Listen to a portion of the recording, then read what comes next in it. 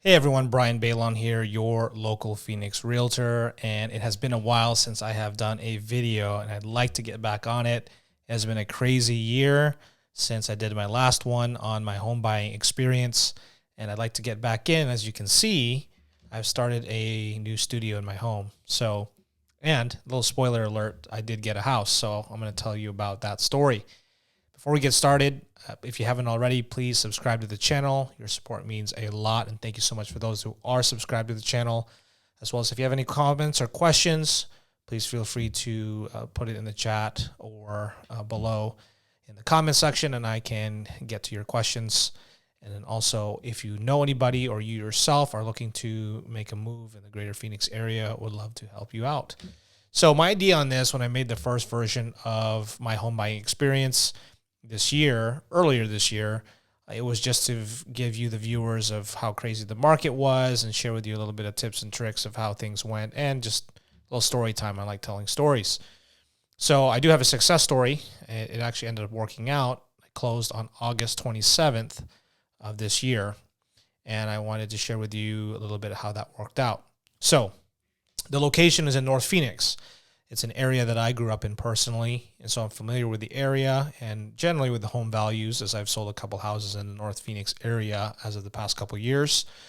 And this one is a townhome, and it's in a townhome community that's gated, has a community pool, and the HOA covers exterior maintenance as well as roof repair and roof maintenance, as well as, of course, the community pool and the gated community and common area maintenance for $155 a month, which I thought was not a bad deal, especially if they're covering exterior maintenance, which includes paint, patching, as well as the roof.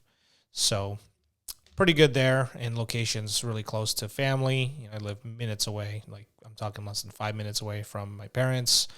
My brother and his wife is like 3 minutes away, so we're all in the same vicinity and haven't really left this area. I mean, I did for about 10 years. My brother went to college. Besides the point, we're all in the same area now. So this one here, this property was listed at $265 in probably, a couple weeks before August 27th, probably in September. I'm sorry. Other way, not September, July. And so July, there was a couple of house sales around 280, 270, 280 in the past 6 months from that time. And so this one was listed at $265, which I thought was a really good deal. So I found interest in it. It's a 3-story townhome, which, I thought about it at the time. I'm like, I can handle it. It's no problem. And then I started to actually live in it for a little bit, and I don't recommend it, especially when you're moving things. I have to be very intentional when I'm, taking things downstairs, that if I have trash, if I'm going to go downstairs, I might as well take something with me. And if I'm coming up, I might as well take something with me. So there's that constant ebb and flow of having 3 stories.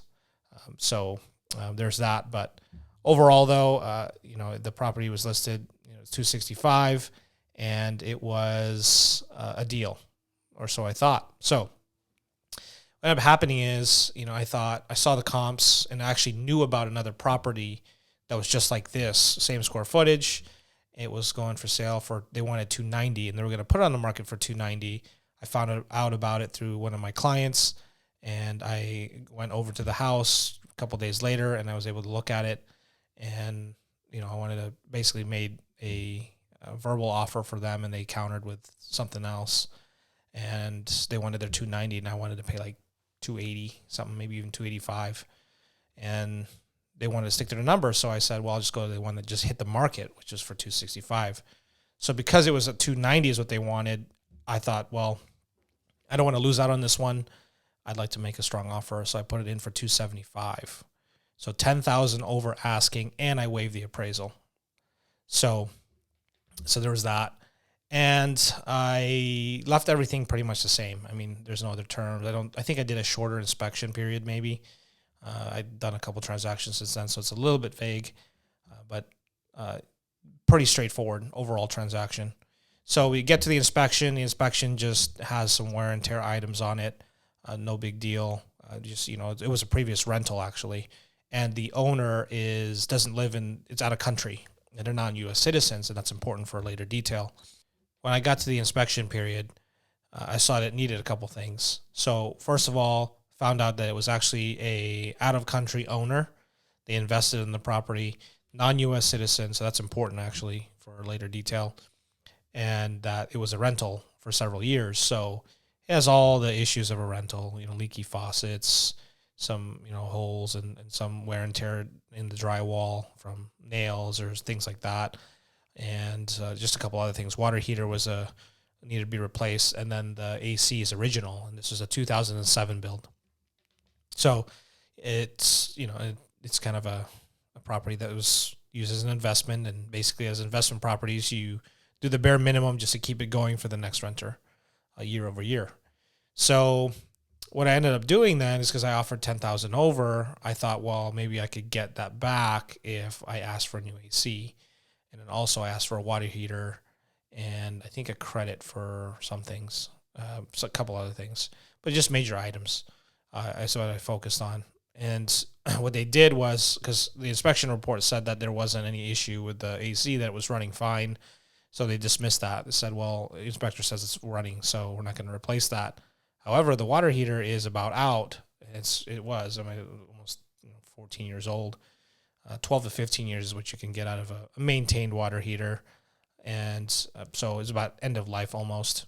So that was replaced. So I got a brand new water heater moving in. It's about $1,000 value installed.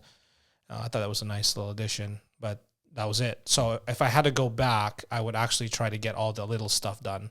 Because right now, trades from plumbing, electrical, that kind of stuff, very expensive. I had my 2 leaky faucets upstairs. So 2 of the bedrooms are on the 3rd floor, and both of the sinks, the faucets were leaking.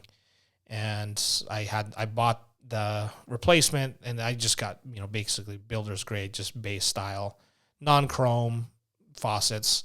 And I asked one of my guys, so we have a family plumber, and he was initially going to do just to install both, just labor for $400. And I talked him down to like $250 because I've also helped him out in certain ways with referrals and things like that, and also negotiate with him. And he was willing to do it. He got it done in an hour, and it doesn't leak. It's great. However, it's costly. So if I had to go back, I would probably have just tried to get some of the smaller stuff done to save a little bit here and there. There were some things that weren't exactly perfect, but that's what it is when you're buying an existing home. There's always going to be at least a couple things that are not done, or up to great standard because of the wear and tear and the age and use of the property. So that's what the inspection period was. Then the appraisal was next, which if it appraised lower than 275, I didn't think it was going to appraise so much lower than that because of the comps. I would have been able to contest it.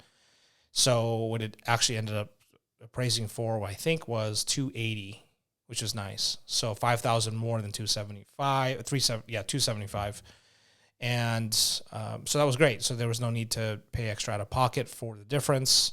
What happens, by the way, in a low appraisal, so if I offered 275 and the appraisal comes down to, let's say, 270, there's a $5,000 difference. What happens is the lender will basically loan to you based on the $270,000 purchase price instead of the $275 that I offered. So your loan amount decreases, which basically means there's a shortfall of up to $5,000. And there's a couple options. A buyer can come up with cash, a seller can drop the price, or the buyer can walk and keep their earnest money. Except in my case, I waive the appraisal. So waive the appraisal contingency. So what that means is if it didn't appraise at value and I didn't like it, at minimum, I would lose my earnest money. So there's that. It worked out, and that's really key. I mean, you look into what you're buying a house for. Is it overpriced, and what are the chances of it not appraising? And if it doesn't appraise, do you even have a case for contesting a low appraisal based on the comps? So that's how I kind of protect my clients and myself from low appraisals. And very few times do I have low appraisals. Actually, I don't think I've had a low appraisal on the selling side, and the buyer side I've had it. And typically, typically right now, buyers will pay the difference because it's a seller's market. But I have had it where sellers would just drop the price because they're already so far in the transaction that they're just willing to finish it and close the deal. So there's that. So anyways, after the appraisal, then it was just a couple weeks to close. I did my final walkthrough, and in about 30 days, we closed on the home just in time, and I was a homeowner again. So it was my first home.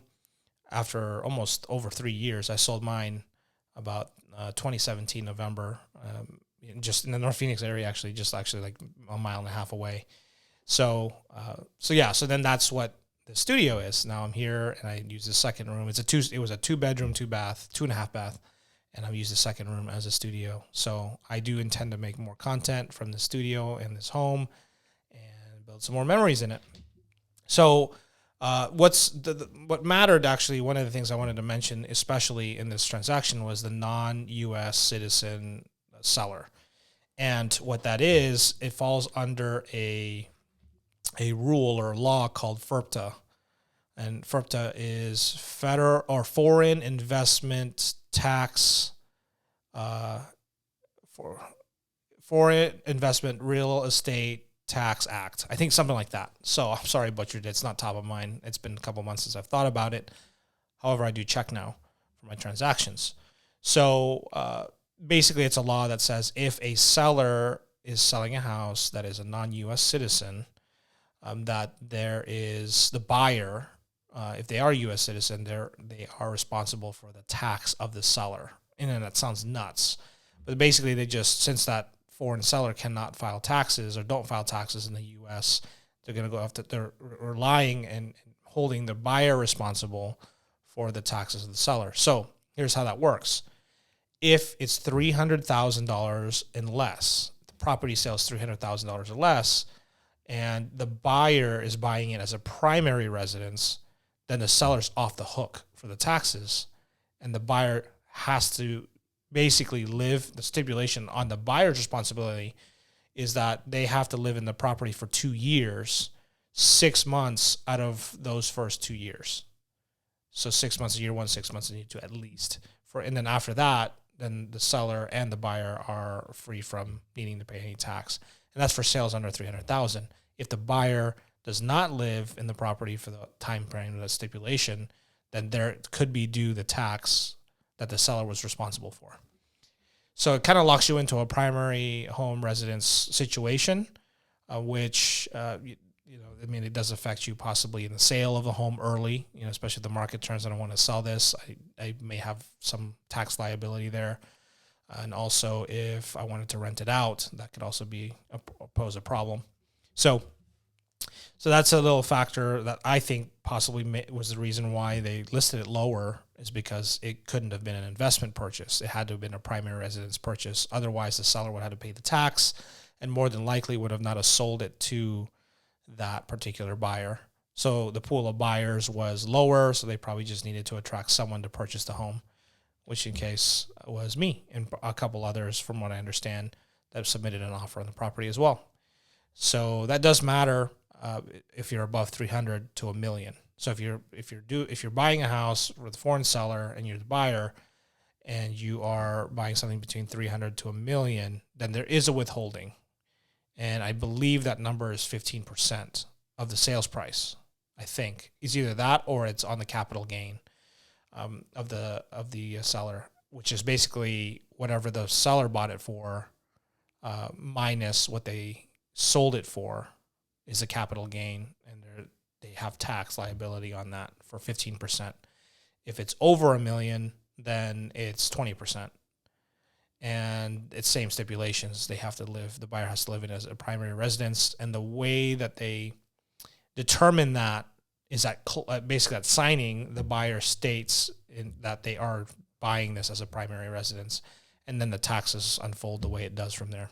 So, and actually, now that I think about it, that might have been another reason why it was priced lower, because they probably didn't want to get close to that $300,000, so that it would be for sure underneath the tax liability of the FIRPTA law for the seller. So just an interesting fact, and for those that are interested in buying homes, sometimes you'll see that status on there, and that does have some exploration and some due diligence that needs to be done. And I'm saying all this, but at the end of the day, I recommend that you contact your tax professional, your CPA, for these specifics on each house situation, your situation and the seller situation.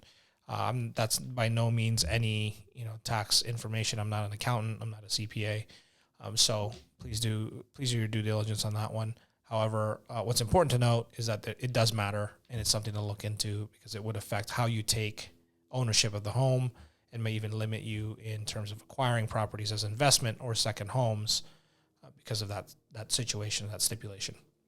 So lots of lessons learned in that one. It was really exciting, afterwards, after getting beat out this year a couple times, going over asking $20,000 over and being told that they went with someone else or your offer wasn't good enough is refreshing. Now, I look back and I think a townhome's great. It's just me, so that's fine. I would say that I probably wouldn't have done a 3-story, but you live and you learn. In the future, down the road, it might end up just being a rental property of mine, and go from there. So, but for now, I like it. It's nice. I enjoy it, and it's pretty quiet in this community. Neighbors are nice, and the area is decent enough. So yeah, I like it. I mean, it's a good place to be, and I'm familiar with it, and family's close by. A gated community is nice too. 2-car garage is great. So yeah. Anyway, I hope that helps, and I'll be back for some more videos soon. Hope that this was helpful for you. If you have any questions, just feel free to reach out. And my information is going to be in the description below. Hope you all have a great one, and we'll catch you next video.